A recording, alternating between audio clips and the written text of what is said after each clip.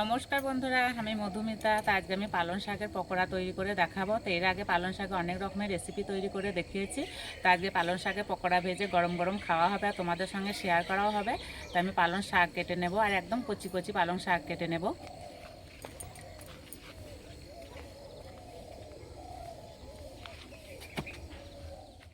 এই যে একদম কচি কচি পালং শাক।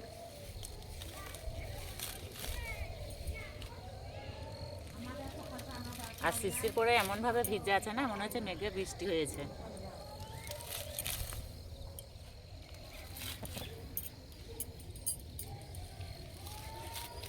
এই কচি কচি পালং শাকের পকোড়া খেতে দারুণ লাগে।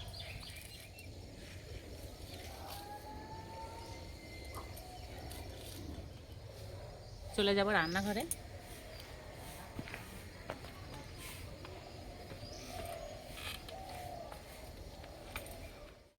এই শাকগুলোকে বেছে ধুয়ে কেটে নেব।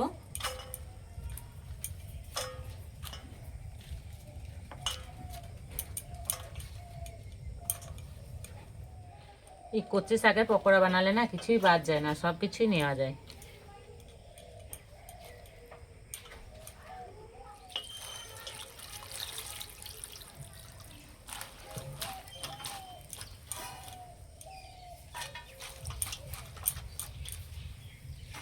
আর এইভাবে ভালো করে জলটা ঝরিয়ে নিতে হবে।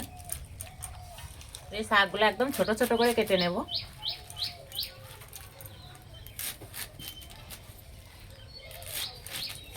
ঠিক এইরকম করে।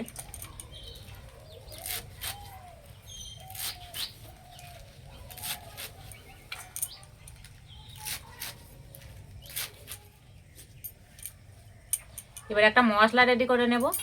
এখানে নিয়েছি ধনেপাতা কুচি, দুটো কাঁচা লঙ্কা, আদা, রসুন। এটা হামাল দিস্তায় থেতো করে নেব।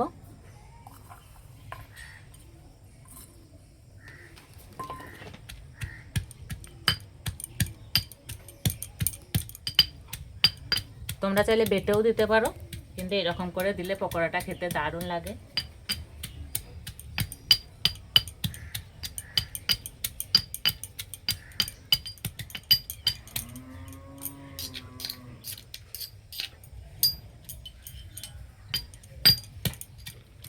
আর ঠিক এইরকম করে মশলাটা রেডি করে নিতে হবে।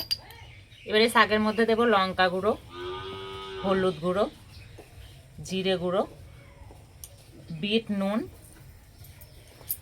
আমি যে মশলাটা থেতো করে রেখেছি সেটা দিয়ে দেব। দেবো 1 চামচ কর্নফ্লাওয়ার, 1 বাটি বেসন, আর দেবো সাদা নুন। আমরা যে নুন 12 মাস খাই সেই নুন দেব। একসঙ্গে চটকিয়ে মেখে নেব। প্রথমেই জল দিলে হবে না, প্রথমে এভাবে মেখে নিতে হবে।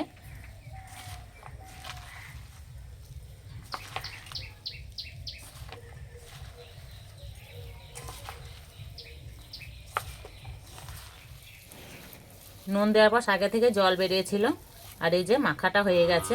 অল্প একটু জল দেব।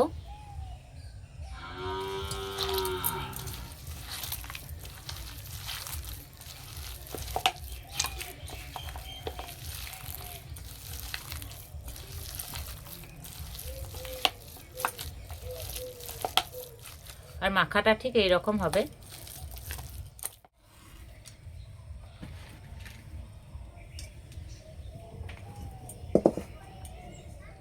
ভাজার জন্য কড়াইয়ে তেল দিয়ে দেবো। তেল গরম হয়ে গেছে, ভেজে নেব। এইভাবে নেব আর এইভাবে দেব।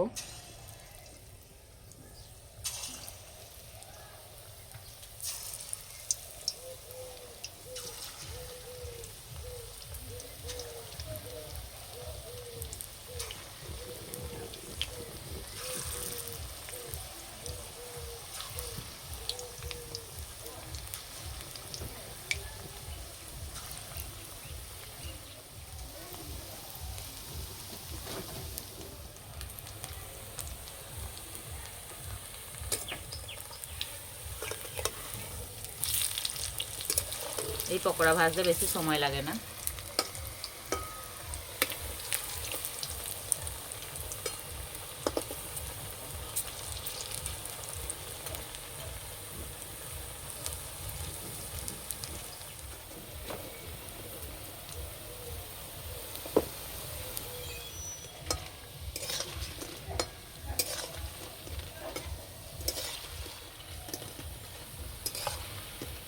এই ঠান্ডার সময় উনানে পাশে বসে রান্না করতে যা লাগে না, দারুণ লাগে।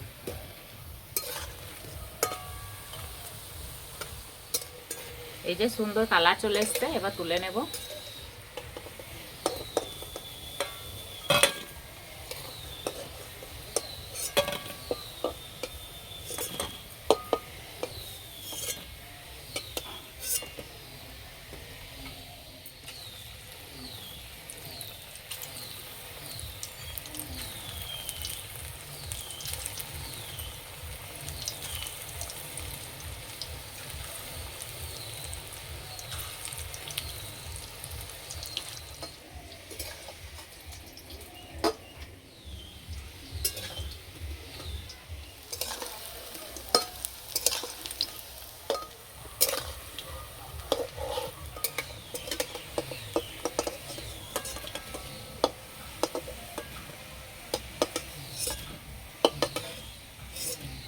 ভাজা হয়ে গেছে।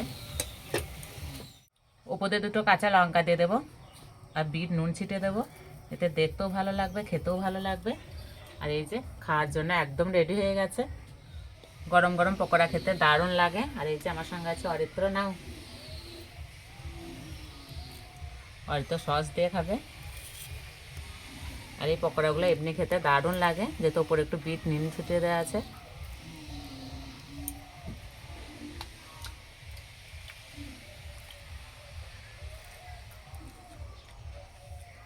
খেতে বন্ধুরা দারুণ লাগছে।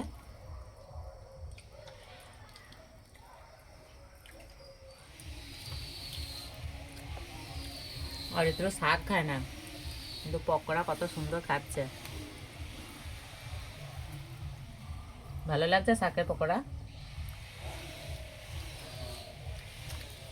আর যেসব বাচ্চারা শাক খেতে পছন্দ করে না, তো এইভাবে পকোড়া তৈরি করে দেবে, মজা করে খেয়ে নেবে।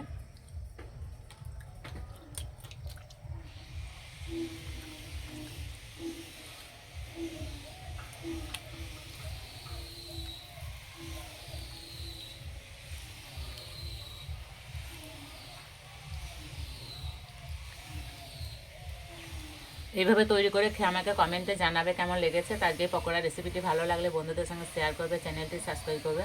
তার যে বন্ধু আবার অন্য কোনো রেসিপিতে দেখা হবে। সবাই সুস্থ থাকবে, ভালো থাকবে, সাবধানে থাকবে।